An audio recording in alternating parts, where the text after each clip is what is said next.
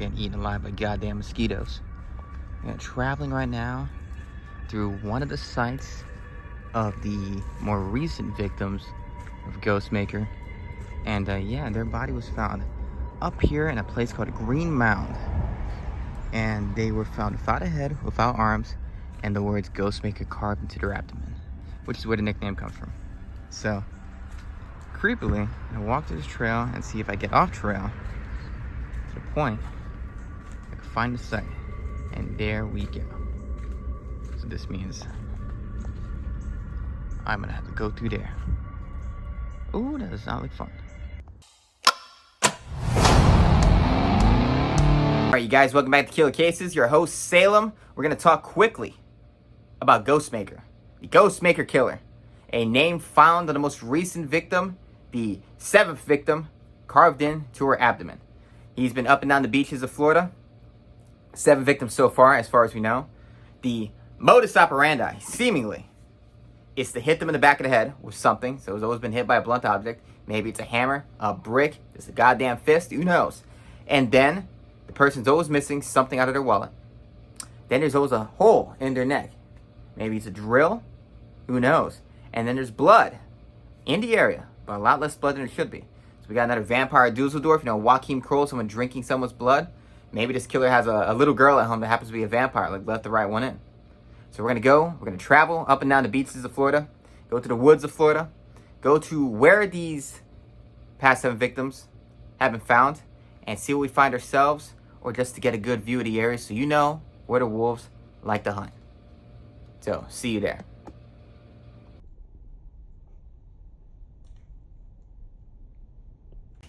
Check this damn cleared out. Look at that.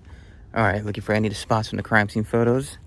And, hopefully, no one's following me out here.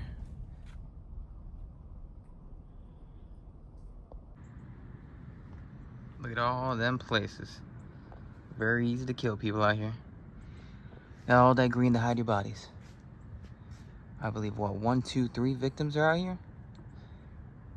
That is quite the jungle. And, yeah. Looking for, crime scene photo locations. Say, top 3 most interesting serial killers outside of the one I'm looking for right now. BTK is probably the most famous. He's interesting. 10 kills over the course of 30 years. And, trying to fulfill his sexual fetish. What makes him interesting is that he has the greatest cover. Very meticulous man. He worked as a Boy Scout troop leader. He worked in a church. And he also was a very charitable guy to his community. On top of that, that guy used to install security systems for the houses that he would later break into. That is some scary and also like psychologically incredible and meticulous workings right there. Like this guy knew exactly what he was doing. 2, Dean Corll. Look at this. Dean Corll, probably scariest serial killer. He used to have his teenage accomplices invite their friends over. He would drug their friends, and you'd be a young man. You'd wake up on a torture disc that he had there. You'd be strapped there. It'd be a torture rack, and he would torture you over the course of 24 hours until you died. Where he was putting glass rods in people's dicks. I'm like, this guy is a horrifying guy, and he has only like 1 photo of him that exists. So he wasn't popular at all. He kind of just hid around in the neighborhood. No one had a bad or good thing to say about him. He was very, invisible, which is what serial killers want to be. So, yeah. And lastly, in the top 3, I'm going to give it to Robert Haskins. Not that popular. He was a wealthy guy. He was the ice cream shop owner in, I forgot what city it was, Alaska. And what he did was, he murdered 17 women to get revenge. Because back in high school, Robert would get mocked a lot for being ugly because he had a lot of acne. And he got rejected by girls a lot. And that ended up becoming a big,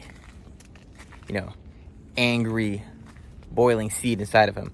Women and men are both shallow. Women are very shallow about money. They would go with him on dates. And he would drive them out to his flat in the woods. But he'd stop the car and he'd say, "Get out." He'd walk to the back trunk, pull out his sniper rifle. And then he would say, "I'm going to give you a 5-minute head start."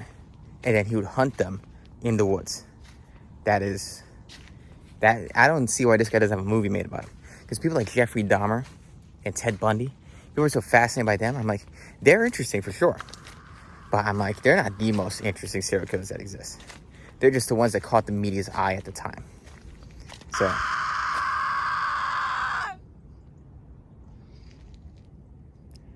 To call the cops or to not call the cops? Woman screaming in distance. Headed back this way.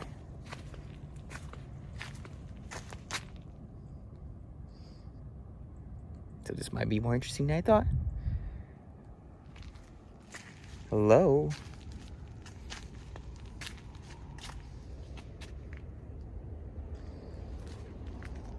Anyone there? All right, so have screaming, have a lot of creepy sounds happening, and a person still loose, and someone's walking through the woods. More than likely, another person traveling like I am, but just in case, tell me what you see. You see anything? I did not see anything back there. Got this Ghostbusters hat.